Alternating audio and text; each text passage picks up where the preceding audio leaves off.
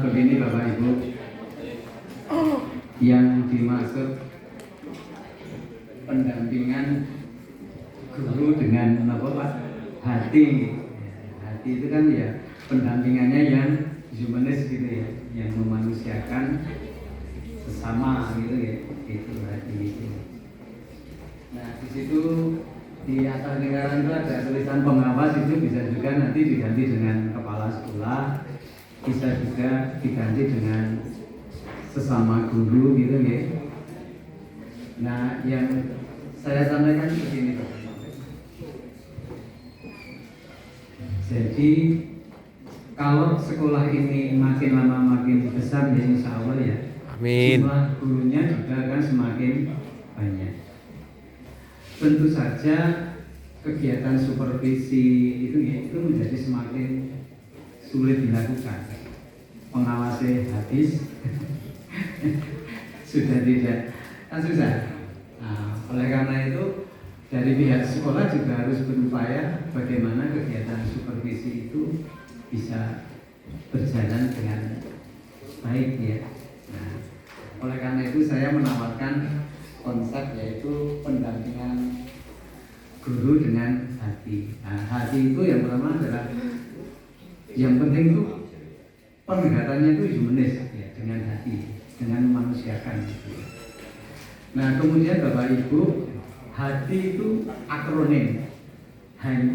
Ada H, ada A, ada T, dan ada I. H itu honesty. Honesty itu apa? Jujur nih. Nah, masih keberatan jujur ya, dengan kata lain apa adanya. Nah itu jujur, yang jujur untuk apa? Nah ini besok tidak mungkin Pak, kalau Pak Kepala Sekolah harus supervisi, maka kita harus menekankan apa yang disebut dengan evaluasi diri. Kan judulnya kan nanti ada refleksi ini, evaluasi diri. Nah agar evaluasi diri itu berguna, bermanfaat, gimana caranya? Ya caranya evaluasi dirinya harus apa adanya, harus jujur. Misalnya Bapak Ibu, kalau merasa kurang bisa dalam melakukan media pembelajaran, maka Bapak Ibu di dalam evaluasi dirinya ya ditulis, saya kurang mampu dalam melakukan menggunakan media pembelajaran. Itu dulu.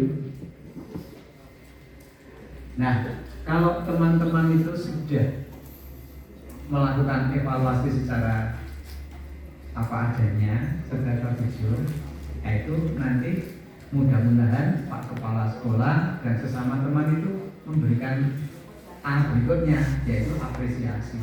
Diberi apa? Apresiasi. Ya, mengapa kok diapresiasi? Apa adanya. Ya. Kenapa kok kita beri apresiasi?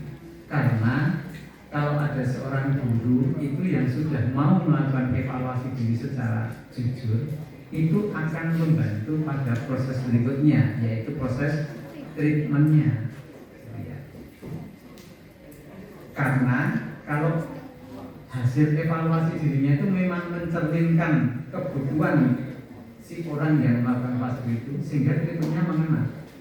Misalnya tadi gurunya itu ngaku, kalau memang saya lemah dalam hal menggunakan media pembelajaran, maka berdasarkan hasil evaluasi ini itu Pak Kepala Sekolah atau teman yang lain bisa melakukan treatment, yaitu melatih bagaimana cara membuat, menggunakan, mengadopsi media pembelajaran.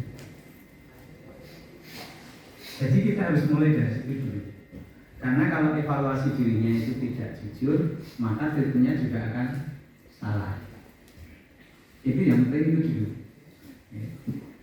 Nah sekarang apakah Bapak Ibu itu nanti kalau ada instrumen evaluasi diri mau mengisi secara apa adanya? Ini tidak akan menyebar kemana-mana. Ini hanya untuk kepentingan sekolah, bukan mencari kelemahan Bapak Ibu untuk hal yang negatif.